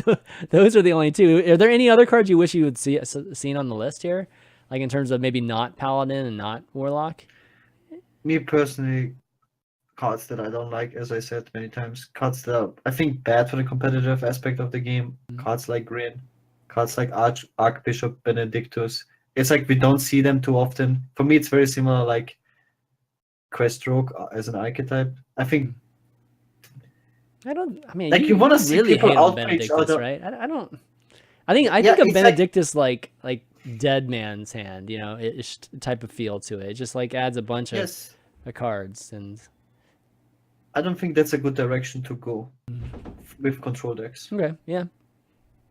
I want to see people outplay each other, use their resources carefully, not play a card that generates you 30 more cards, or like Elise giving you another Elise. Yeah, It's really bad for the competitive aspect of the game. It's really bad. Like, how do we outplay each other? Like right now, I'm playing Big Spare Mage. I want so many. I feel disgusted by myself. I play Syndragosa and I kill a token. I get Hydronox, and then I get like a full board of Lich Kings, and I just Oh suddenly my win the game. God, Oh, that's awesome. today I played Big Spare Mage Mirror, and I got Archbishop Benedictus. I played it again yeah, in a but that's mirror. just luck, Oh. dude. You're just getting but high roll shit. Well, I I didn't outplay my opponent. I get freaking Millhouse Mana Storm I and didn't crap outplay my like that when opponent. I How's play. that good for the competitive aspect of the game? I hate random value generation cards. I think I- they're really bad. Stonehill Defender, gone. Like Operative, gone. Not for more. No, dude. No more That's for not no more of actually these cards. I don't Get know. out of my game. I don't know. Stonehill. I don't have as much problem with Stonehill, but Yeah, it gives you some Benedict. I mean, I can understand you're thinking about just these crazy like value cards for long Lich King games. is also bad, by the Control. way. Really bad for the game. Lich King. God, because you're just like pooping on everybody's like favorite cards right now, man. Yeah, but you can get a useless card and a card that wins you the game. I mean, there's a big difference. What card wins Just you the game because generally with Lich King? Frostmourne. Just Frostmourne, right? Just Anti-Magic it's- Spell. yeah, but you can Anti-Magic Spell, totally, Death Grip, Frostmourne. yeah. They can all win you the game. Like Yeah. even Death and Decage can win you the game. I mean, but we said that about. I mean, Ysera had those kind of things too, right? Like maybe not quite as crazy as Frostmourne. First of all, way harder to get her out. She has worse stats. She's a 9-mana card. She doesn't have taunt. But I compared actually on my stream the outcomes from Ysera compared to Lich King. Lich King is like 20 times better. The Ysera cards are not that great, honestly. Like getting a Laughing Sister in like turn 12 or whatever is Laughing really Sister's bad. terrible. But the others are good. But if you play like Ysera, let's say in a control mage where you don't have minions, Nightmare is useless. You have nothing to buff. Dream is basically just a sap. It's just a sap. It's not like a death grip where you win fatigue faster. Yeah, it's not that crazy in a control deck. 0-mana sap? That's amazing. It's good, but it's not crazy. Dude, Lich King gives you a weapon. I'm just arguing for the sake of arguing here, but Lich King's good, but I don't know. For me, I still like Lich King. Like I like, you know, we don't have many greedy cards right now in Hearthstone. Like there was a time where before even Lich King, I was just like, dude, where are these greedy cards if I just want to play, you know, just this crazy value type of game, and I don't care if I lose or not. I just want to like get a bunch of awesome cards. Like we just don't have that many of them. I mean, maybe now we do. Maybe after like a couple releases, but at the time when they came out with Lich King, it was like the only card that would just generate you potentially infinite cards, right? Now we have DKs, which are basically now we have the Hunter DK and I mean Lich King I guess came out at the same time as that, but so okay, well Gaara has a bunch. BoarControl, any cards any cards you kind of wish was on the list that you think it might be problematic in other classes right now? No, I've always hated Edwin Van Cleef. That always comes to mind just because the times you remember when you just make a 12/12 on turn 1 or turn 2 and you're like, great, next game. I just don't really enjoy those ones. I've always wanted that. Like, it's not in the play in the meta so much at the moment, but it's going to come back into it at some point. I know, and I'm going to get really annoyed when I lose to it. I can feel it coming already. Yeah, I mean Miracle, right? Like some people play it in Miracle. Still, and that's slightly prevalent. It's not really much on ladder, but in tournaments, and that just blows you out on turn 2, and it's just not fun to play against at all. Yeah. Well, okay. So would it be any better though if there were you know, like let's say a bunch of Shadow Word Deaths were being played, and you know, and Rogue just basically just chooses to go all in on you, and if they if they lose if they guess wrong, they just lose, right? So I used to be fine with Edwin. It's not so bad now because everyone's playing Science because of Warlock. But when they nerf IMB Cow and stuff, they nerf Science effects, but they keep these cards which get buffed. Like I feel like if you're going to nerf the Science effects in the game, you should also nerf the cards which were weak to those cards. And that's why Edwin got really good after the Owl nerf. It's not so good now because everyone's playing Spellbreaker because of Warlock. But I just think in the future, because it's a classic card, we're going to have problems again when these Warlock cards get nerfed or when they rotate. Edwin's going to be a problem in the future. Right. Yeah, but we have Voodoo Doll as well. We have Voodoo Doll now, but that doesn't even kill it though. What? It doesn't? What do you mean? Like, what do you mean? I mean, you play Voodoo. They play Edwin on turn 2, right? Oh, you mean you don't have time to kill it? Well, you could cast it on it and then just take your 8, 10 damage one time and then kill it later. Oh, it's brutal when they silence it too. Oh shoot, it's crazy. Yeah, I like it when there's a punish for the Edwin, as in you have to make a choice about Science, but when no one's playing Science cards because they were bad, then it gets it's a lot different. But hopefully it won't be an issue in the future. We'll have to see. Yeah, definitely. All right, well, why don't we move on? But before we do, I just want to give a shout out to our sponsor today, Dollar Shave Club. And for those that don't use Dollar Shave Club, they are a service that you can go to that has a bunch of different shaving packages that you can sign up for. They also have your typical type of mailing type of thing where they'll send you like this kit every once in a while. You can sign up for that too, but some of the cool things that you can do right now is just go and sign up for their starter package, which includes some body cleanser, some wipes, and me and Gaara obviously got a chance to got our own starter kit with a razor and a set of razor blades too. I think 6 of them in particular, so that you can give it a try. And it's only $5. You can go to dollarshaveclub.com/valuetown and definitely sign up for that right now. But they've got all kinds of things there. Like like all kinds of cleansing products and different scented ones. They got shampoo and conditioner and body wash too. They have all kinds of things on Dollar Shave Club now. Before, people were just thinking that it was just razors and that's it. But now, you can definitely pick from an array of things. Mostly, I think it's just awesome. Again, for a lot of people are just kind of lazy and just, it's like I have my razor base and it's just like I have to keep going and getting, just your razors. Dollar Shave Club's like awesome about just kind of sending you some like periodically. And again, like you can include more to it, but just at least the base razors, I think it's awesome. Gaara, like, you much of a shaver? You obviously shave, like. Yes. Yeah. Like I still haven't used up the starter kit. You still haven't? Wow. Oh like there's gosh, like 6 blades or something. Yeah, that's true. I guess I haven't either. Like I haven't used up all 6 of them. But, yeah. It's kind of crazy to think about that. It's like $5. Yeah. Super cheap, man. Definitely super cheap. Great value, like Trump would say. Yeah, that's why it's Valuetown. Anyways, go check that out, guys. Again, dollarshaveclub.com/Valuetown. And get shaving with them. All right, next up, we've got HCT Playoffs. So the Europe Playoffs were this past weekend, and BoarControl got a chance to compete in it. And you finished 27th, right? Yep. Respectable. Yeah, decent performance. Yeah, I was hoping for top 32. That was the objective. So I got top 32. It was nice. Mm-hmm. Yeah, so happy overall. What was your Swiss record? I went 4-3. Okay. Yeah, started off quite well at 3-1. Was a bit optimistic then, but it went a bit downhill. Yeah, ended up 4-3, which is, it's positive, which is what you hope for. Yeah. What lineup did you bring again? Yeah, so I brought the Spiteful Druid, Even Pad, and Temper Mage and Q-Block lineup. Okay. And that lineup was also had the same decks pretty much as Pheno and as Bunny Hopper, and they both made top 8. So overall, as a practice group, we're very happy about how it went. 2 top 8s out of 3 is nuts. It's a ridiculous record, and then 1 top 4 as well.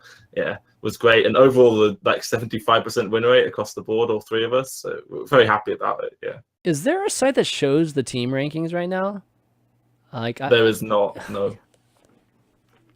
It's annoying. Yes, we're trying to work it out ourselves. Yeah. Oh man, yeah. So it'd be nice to see like how you guys are measuring up. I'm pretty sure you guys are doing really. You're first. Faded Karma is number 1. We think we're first. Yeah. Wow, man, you guys are doing amazing then. But that lineup sounded pretty cool. It sounded like you were going more for a tempo type of lineup. Yeah. Just having that 1 control, obviously, or at least Q-Block is kind of mixture, right? Yeah, just trying to be not weak to Questrogue players. And also, we expected a lot of people to target Control Warlock with these Taunt Druid decks. We saw there's a Mind Blast Priest and Taunt Druid, and then Greedy Q-Block. And people who bought Control Lock were getting targeted a lot, and had quite a low percentage win rate compared to Q-Block, I think, in the tournament.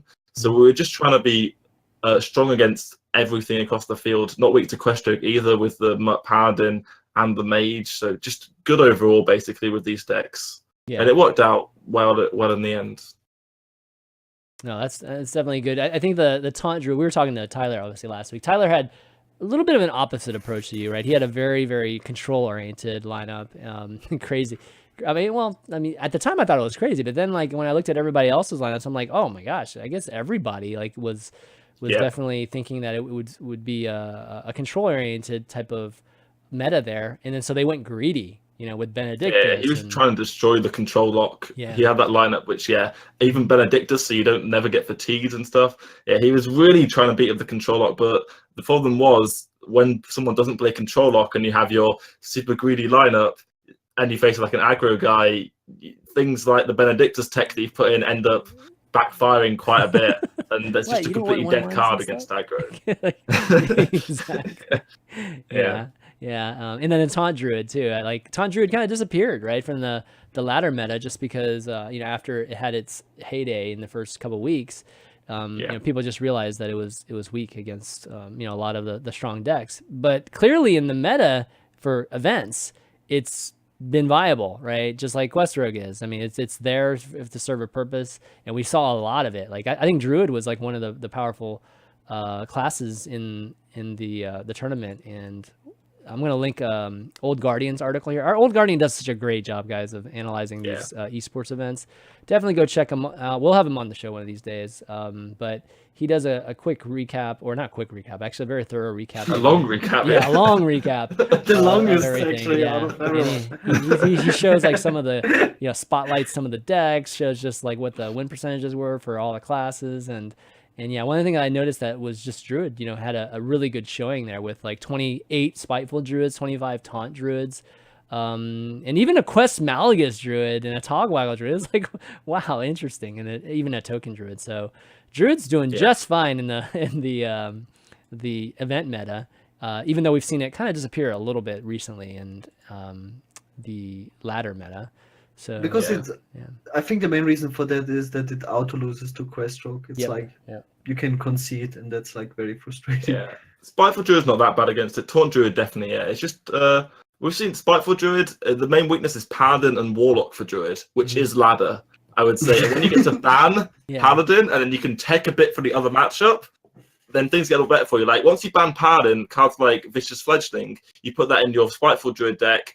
And that gives you a much better chance of beating a deck like Cubeblock.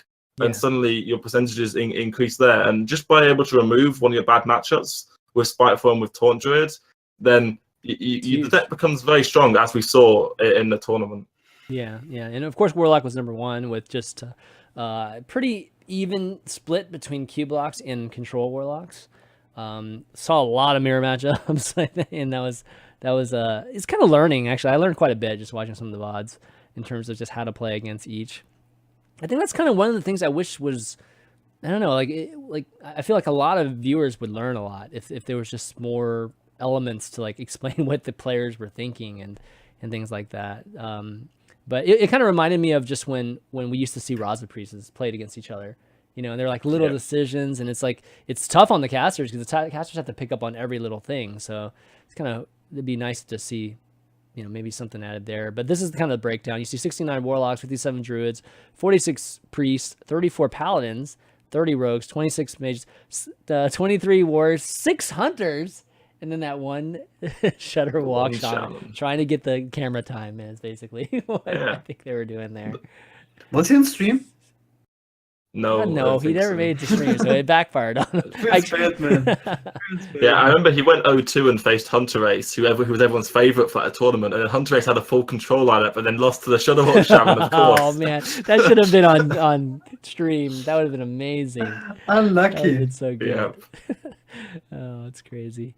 But yeah, so overall, anything surprise you? Like if you were to go back and kind of reassess, anything you would have done differently? Like forget like 20 post, obviously afterwards being 2020, but like in preparation for the next one, what would you do differently? Yeah, I really didn't expect this many Priests in the tournament.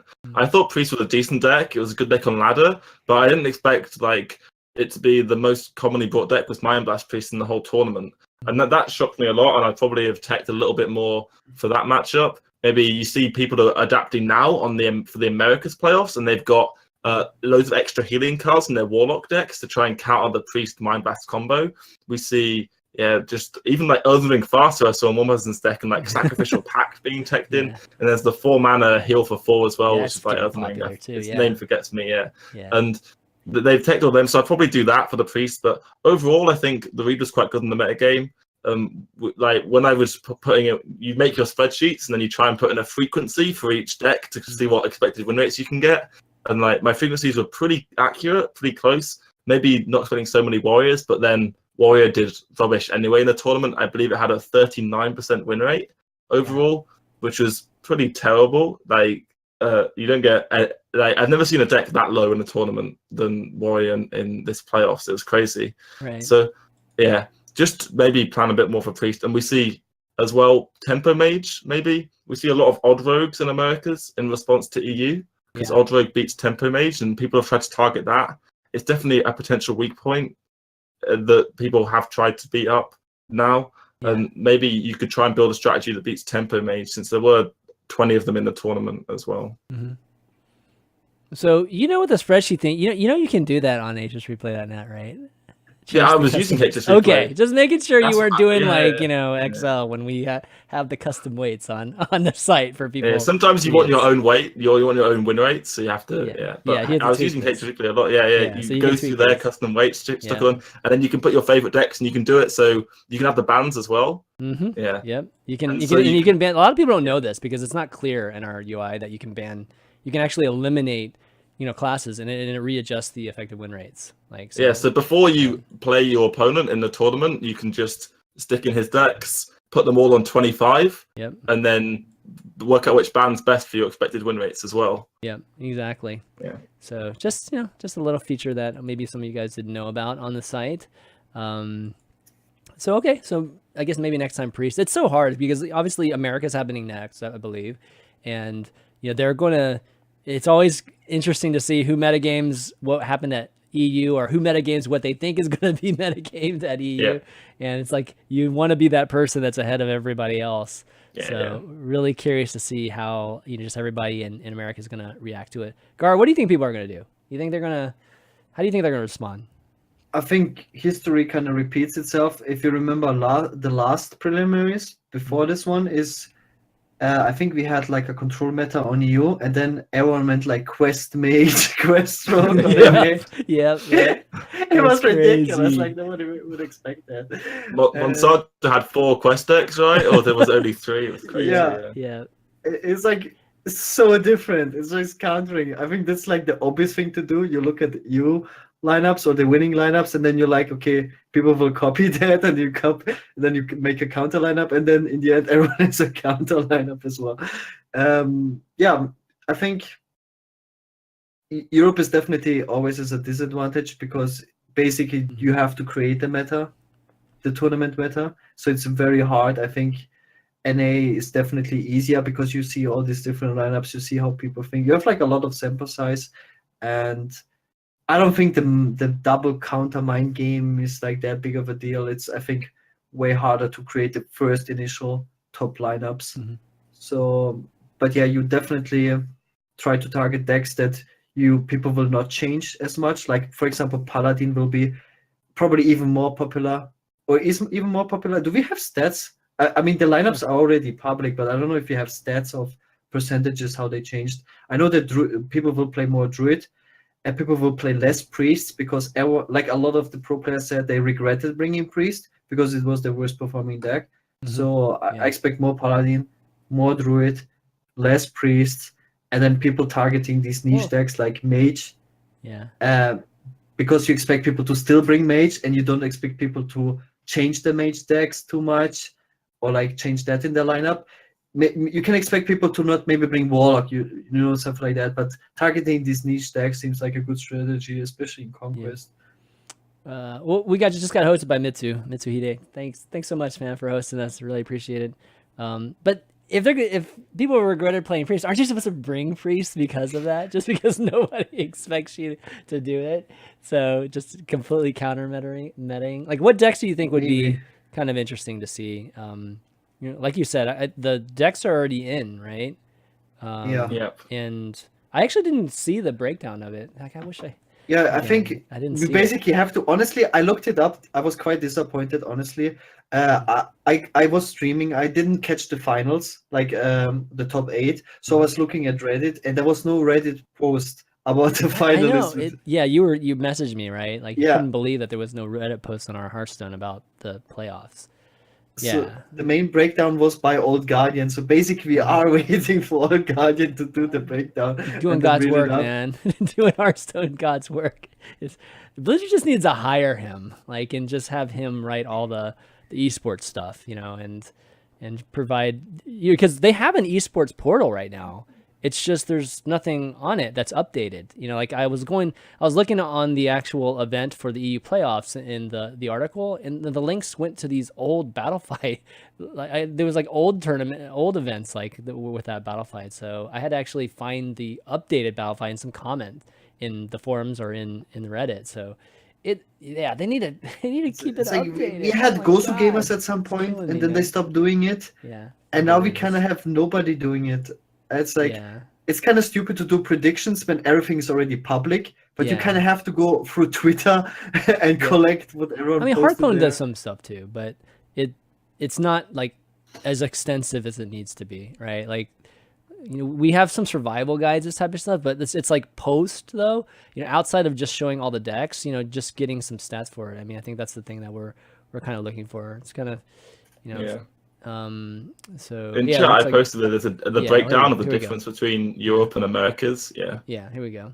And how they've reacted. You see, Spiteful Druid was the most popular. Well, it wasn't the most popular deck in EU, but it was the best deck. Yeah. So everyone's bought Druid now from Americas. You see a 20 increase. Even Paladin as well did well in Europe, so everyone's bought that. And then reaction to Mind Blast Feast doing bad, that's gone down by 16 as well. So if you could predict that Spiteful Druid and even Paladin were going to be bought more, maybe you could try and counter that now. And if people have done that, they're going to have great success. Dude, where's that Baku control warrior? Right here, man. It's right here. Or actually, not the Baku one. We were talking about the Gen one earlier. The Gen control warrior, right? The Gen one's not there yet. The Jombre one. That would be pretty sweet. Yeah, I mean, if you ban Warlock, then even Paladin, right? It's got an interesting road. I wouldn't say it's easy because people will come up with potentially something good, but a lot of people won't. So it's just going to be a bunch of mirror matchups potentially. And even Paladin does pretty well against all of these different decks right now. Spiteful Druids, any tweaks you think? Anybody? You think any people will run anything differently? Maybe throw in a spreading play here or something? I don't actually, you're not going to do that just because of the UI, but something. The stupid thing is the decks are already public, so making like predictions. Oh, true. Yeah, I always forget that, man. It's always so early, man. It's Mindbreaker, yeah. Oh, Mindbreaker. Okay. This is interesting. Wait, how many shamans do we have? Do we have a shaman? We have 3 even shamans, right? I think. Yeah, oh my god! It actually makes sense. I was talking about this today. It's not so bad against other aggro decks. Like, it's good versus Paladin. Yeah, it's one of the better matchups. Yeah, for it. It beats Temper Mage, and if you're bringing an aggro lineup that wants to beat Questrogue, but you don't want to play a deck like Hunter, which is really bad against Paladin, right? Even Shaman makes Warlock. Yeah, because you probably ban Warlock if you're playing even Shaman, right? Mm-hmm. And yeah, you get the good matches in the aggro versus aggro, or the tempo versus tempo type of thing. Yeah, that does make sense. Man, if even Shaman gets into like top 4, that would be so sick if you think about it. Yeah, that would be really like the game changer. Like, it was so next level. Right. So few people, brought Miracle Rogue, right? But Miracle Rogue was one of the topics, after the event, and how, it performed a lot better than I think even a lot of people thought. So seems like people still are pretty down on Miracle Rogue right now, just it not potentially being good in whatever meta it is, because we're only seeing 2 now. After we had 3 in EU. Yeah, feels like people are sort of all in when they bring Rogue, and they've just gone for the Quest Rogue rather than. So Miracle Rogue's a bit non-committal. All the matchups are a bit close to 50%. Yeah. So if you face the full aggro lineup, you have a chance against the Temper Mage and against Paladin. Yeah. Whereas people, if they bought their Quest Rogue lineup, they've gone all in on their strategy to beat Control, and they're going to hope to face Control, and they're going to beat up Control with Quest Rogue. Yeah. Rather than go with this Miracle strategy, that's what it looks like people are thinking. Mm-hmm. All right, any crazy decks on, like, just something I'm hoping? Well, Togwaggle Druid. Okay, we got one down here. We got. Oh, actually, no, that was Europe. So all of these is like, screw it. So I don't see anything too crazy here. The problem is it's the format. Conquest really doesn't allow any fancy decks. In LHS, you would see more likely fancy decks than in Conquest. Yeah, I could see that. All right. Well, anyways, tune into that. That is it this weekend? It is this weekend. Yeah, it's this weekend. Definitely hours will be a lot better for us over here. 2 days. Yeah, in 2 days. And root for some of your favorites. There's a lot of big name players in this, so I think that's going to be really, really cool. And just to, I guess, sum up who made it through, just with the EU playoffs. So we got Turna, and we got Viper, and then AA3650, and then Bunny Hopper got through too. So. Casper. People should start calling him Casper, man. He said it in interviews. Just call him Casper. Just call him Casper? Okay. Like even the casters still call him A. He said his name was randomly generated, yeah. I know, but change your name. You can still have a Blizzard allows you to change your name, right? Like you can change your name. Yeah, he should change it. Yeah. Yeah, exactly, man. They used to charge us for that. They don't even charge us for that, at least for our single one. So I mean, that's what's gonna happen, dude. If your name is that, that's just what's gonna happen. We're gonna refer to you as that. But yeah, the other people definitely should be Casper there. But anyways, congratulations to those 4, and yeah, we'll get 4 more right this weekend, and then we'll finish off with Asia at the end of the month, and then we'll get some balance changes after that. It'd be good, definitely good. All right. Next up, we've got meta. We kind of talked about meta a little bit, so we might just kind of go through this a little bit quicker and kind of show the power rankings, see how things have changed since last week when we talked about it, and no changes at the top, obviously, Paladin, Warlock, but we did see some movement in terms of what was good and what was popular from 3, 4, and 5. So popularity, we saw Mage shoot up, and I'm sure BoarControl had a little bit to do with that. This is the last day, by the way, 24 hours, what we're looking at. All the Mage games are me. Exactly, all the Mage games are him. And just people watching him and seeing all his success. He's boosting the stats. Exactly. Clearly, you're the only one, because the Mage winning percentage went down 48.2, and this is rank 4 to Legend, by the way. And the Hunter one dropping to 9 is because I stopped playing Hunter on ladder. Dude, Hunter popular, look at that. I didn't think it was possible. To unseat Shaman. Look, but it is possible. It is completely possible. I can predict the main reason for that. I think the main reason for that is Hunter auto loses to Warlock, like all versions of Warlock, and that's like a really huge problem for the class. Yeah. Yeah. Without Barnes. Without Barnes, Spellhunter still did well at EU Playoffs. It was the highest win rate class, even with a small sample of only like 40 games. When they could get rid of Warlock and ban that away, it has strong matchups against like Tempo Mage and Paladin. Yeah. And it's good against Warrior as well because of the Rexar. Yeah, turn 3 Yasharaj is pretty good, man. No. Yeah. Losing that is quite bad. Oh, you're talking about like 6 Van Cleaves, right? Or 8/8s on turn 3. Losing Barnes and Barnes Hunter. Exactly. It can be pretty brutal there. But yeah, Hunter almost needs a sap or something like that. I don't even know what it needs, but Mad Scientist. I don't even think Mad Scientist would rescue it. No, we need Control Hunter. That's what we need, man. We need more Control Hunter cards. Control Hunter hasn't even survived. It hasn't survived the early game, man. That's like right now. I kind of wish Hunter had the rush package that Warrior has. Like that could have helped Hunter quite a bit, and not been all this face hunter type of stuff, right? Like face hunter and aggro hunter has always been, problematic at times, or at least it's carried the aggro archetype for a long time, and for too long, and people just stop liking it. And we still see it some, right, with the face hunter, the Wolf Rider, version, the Baku version. But I think that it would have been a nice that class would have been a nice way to keep the early game relevant and potentially powerful against the aggro archetypes. Right now, it's just like we have nothing. There's nothing outside of the candle to even do anything remotely effective against these crazy powerful turns 1, 2, and 3s. So until that gets fixed, and then like you said, Void Lords and stuff like that for Warlock, I don't even know what we can do with Hunter. There's good stuff in Hunter right now. So it's like a matter of just filling a couple of those holes, and then all of a sudden people will be playing Hunter. Yeah, Hunter has a good classic core package with the bow, Houndmaster, Kill Command. It just needs a few good early game tools to just fit with that. So it can maybe mid-range Hunter can curve out, or maybe just some better spells for Spell Hunter. Like, there's no way to remove a Void Lord for Hunter. It needs a hard removal card to be a good control deck. It's Freeze Trap, which can be played around completely. Yeah, exactly. You just don't attack with your Void Lord problem solved. Exactly. So, yeah, it's pretty brutal that way right now. And the new cards, I was actually referring to the new cards. I think the new cards actually introduced some very solid value packages for Hunter, but they're just missing all that early game right now. Like everything they kind of had before was just gone now, right? So they need to replace that stuff. Yeah, it's going to take another. Outside of that, you saw just Druid dropping. I think just at least from a power ranking standpoint, Druid, Mage, and Warrior dropped a little bit. Same with popularity too. I think Rogue dropped from think Rogue was number 3, I believe, last week. So that kind of dropped a little bit. Still clearly Paladin Warlock. It's the Paladin Warlock world. And people giving up on Warrior, I feel like, as well. I feel like in the last few weeks, people really tried, believed in the Baku Warrior. Now also with the playoffs, showing that Warrior was really like one of the worst performing deck, if not the worst performing class.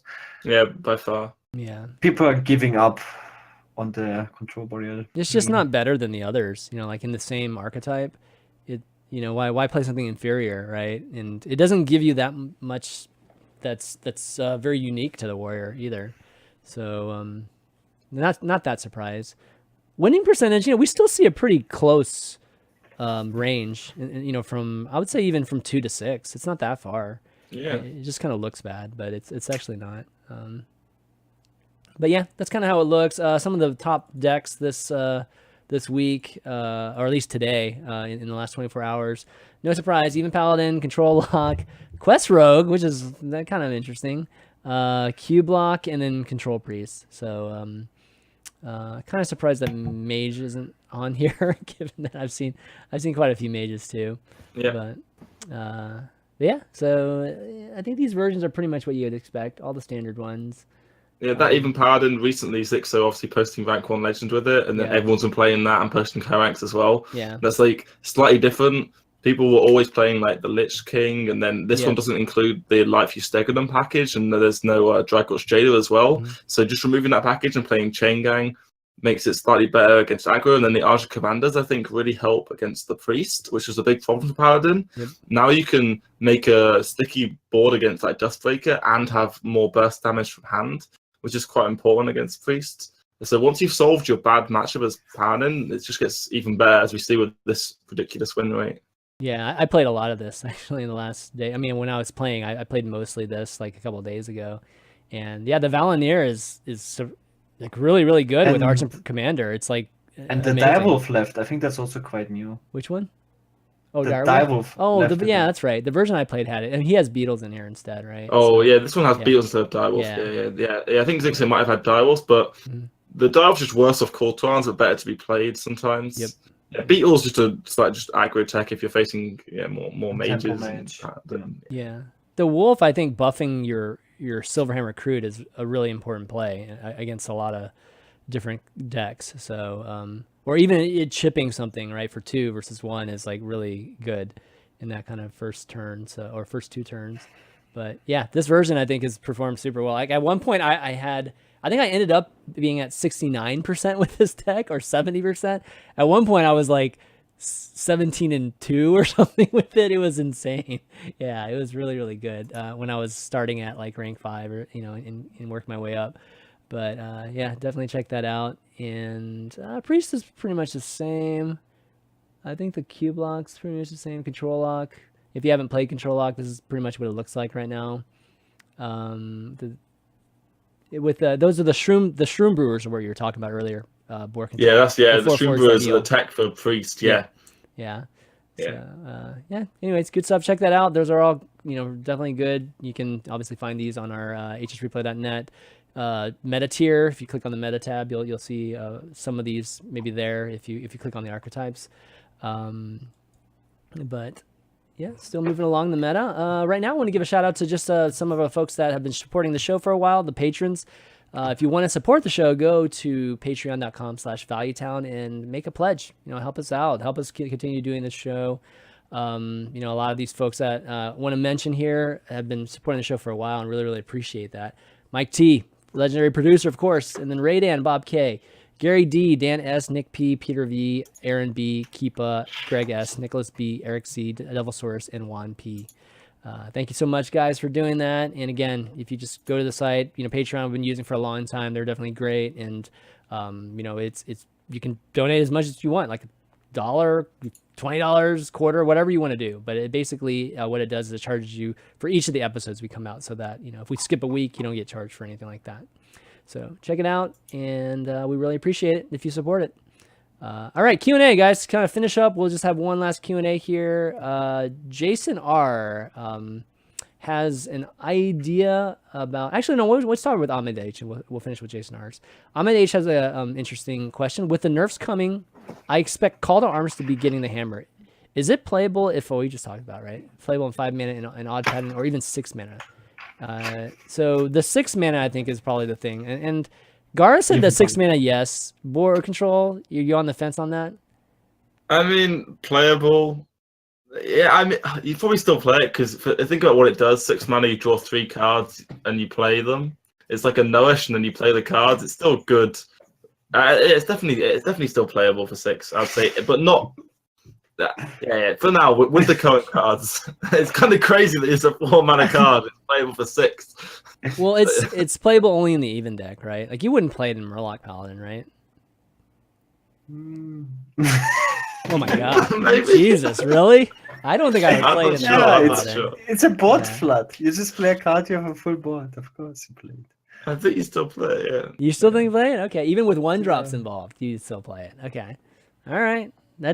It's definitely getting closer. So clearly, it's the right direction, right? 5 or 6 kind of thing.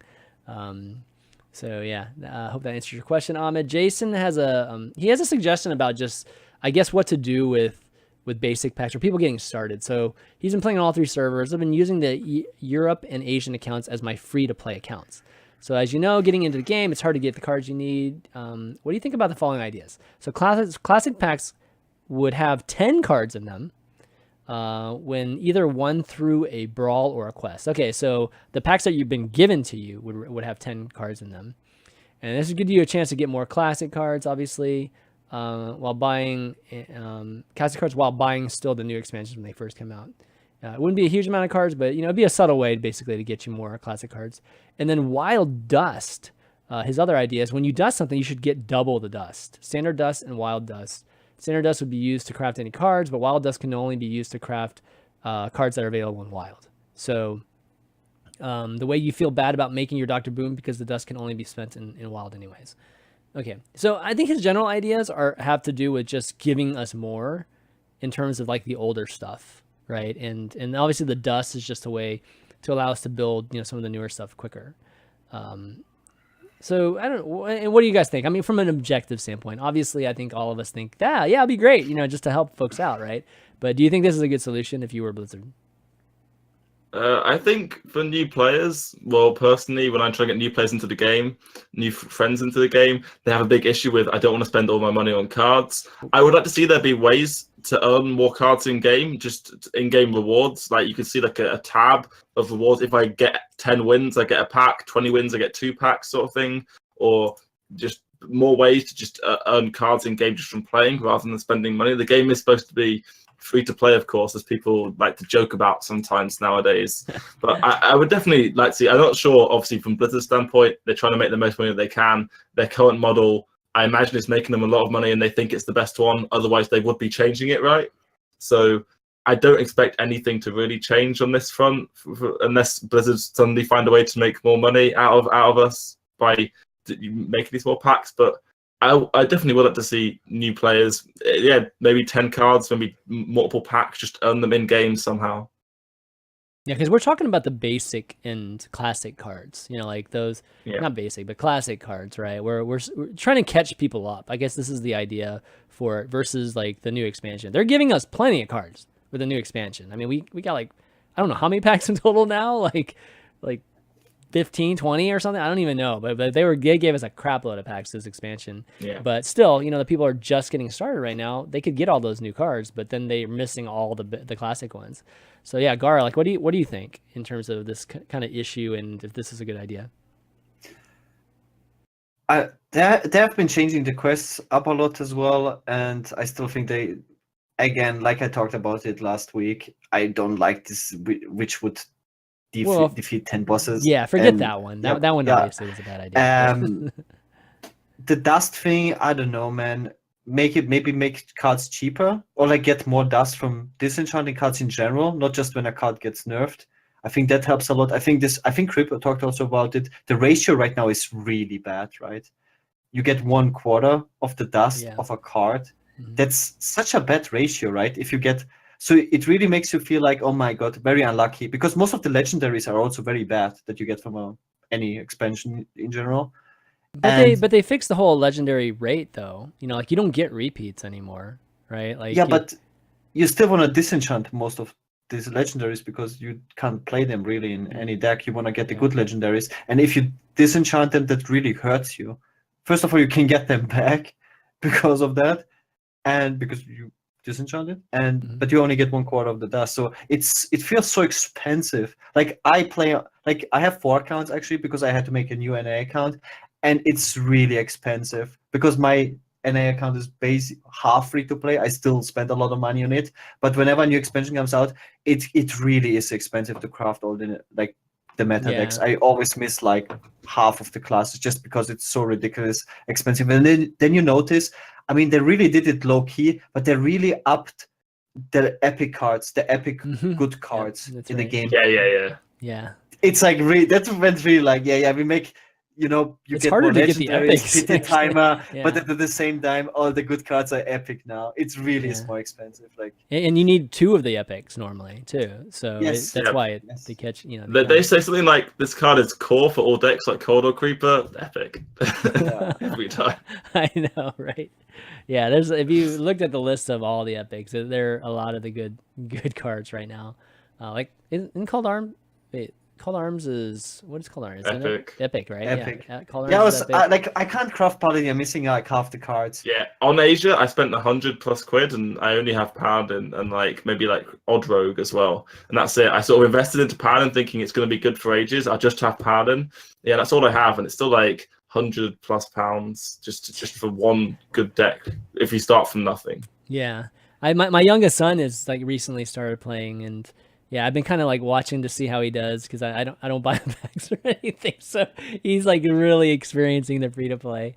I mean, actually, that's not true. I don't buy them. Like we have this whole thing with just our company, just HSReplay, where we obviously have to keep up with the game. So I've been kind of giving him some of those packs, but he's starting from scratch, and him experiencing it, it's tough because he'll come and watch me play, and then he'll kind of want to go and play like it on his, but it's impossible, right, for him to play the same decks on his. So it is a pretty difficult thing, and I think that just the classic ones, I don't think they're making a ton of money on the classic ones. I don't know. It's I feel like when people go to buy new packs, they're obviously going to want to ask the question of like which packs to buy once they know the game well enough, but the UI and everything is definitely tailored so you buy the new stuff, right? Like it's the first thing on the list. The older cards should be cheaper to craft. Yeah, I mean, like you can even make an argument that just the classic set could just be free. Like, you just, at least some of it, could just be like kind of like the basic version and just kind of, try to monetize just the other packs and the other expansions. I mean, you still got 4 expansions for them to have to buy. So it's a tricky thing, but I think that in the end, we'll probably, I wouldn't be surprised if they eventually get to the point where just the older cards are, getting to the point where they're super cheap and free. But, we'll see. I don't know. Like with this whole resetting, we're always going to, have the same number of decks in standard. So unless Wild just became something huge, if Wild became huge, I think they would have to do it, right? Like, if that became, I couldn't play Wild right now. I mean, there's especially not on multiple servers. Yeah, it would be so expensive. Be crazy. Yeah, I've disenchanted most of my wild cards already on other servers. Yeah, or you can just eliminate. So yeah, Torix said that a lot of people have been suggesting just eliminate the classic set, just get rid of basic and classic, and just run with the 4 expansions every year. I mean, or just have this kind of moving window that's just 4 expansions or whatever. That's an idea too. I think that'd be pretty good. All right. Well, yeah, covered a lot, guys. BoarControl.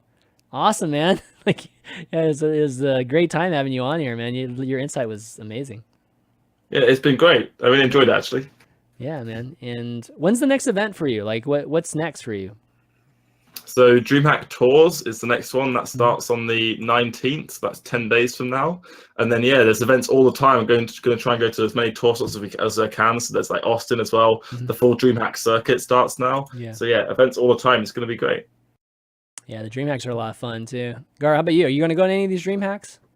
Yes, I'm finally also going to some tournaments. I'm going to DreamHack Tours as well, to DreamHack Italy. Nice. I heard some rumors. Seed Story Cup coming up relatively soon as well. There's points at Seed Story? No, but I was No, gonna say, very cool man, event. really? The memes give points too? Oh my god. No, but it's an Amazing. event. Yeah, it's Very a cool fun event. Yeah, of course it is.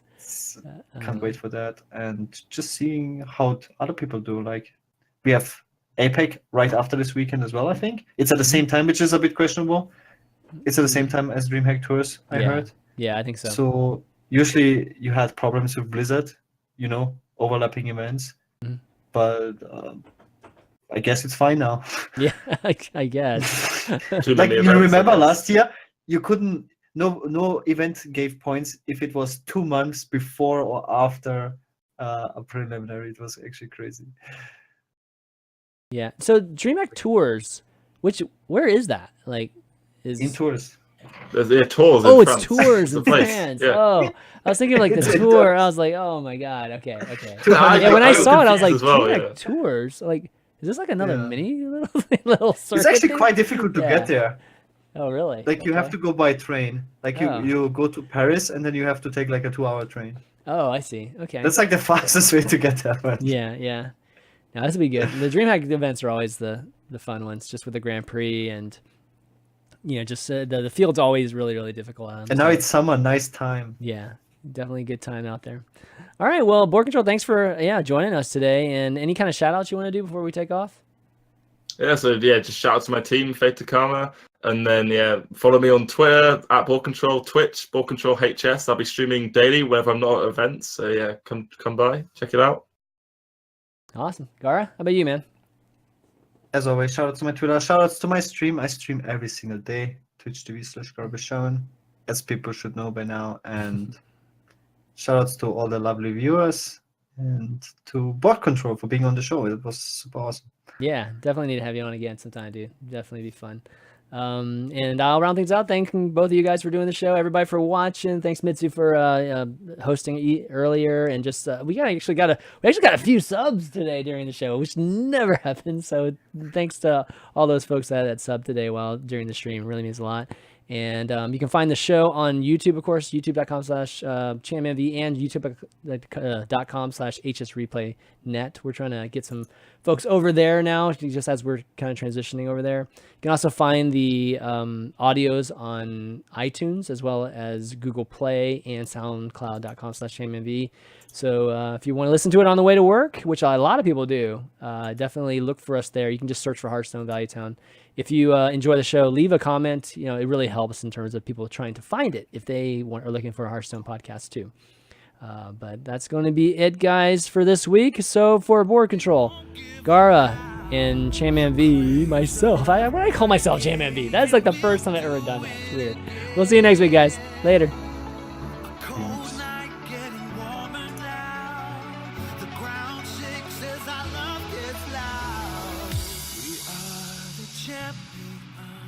Champions of the night.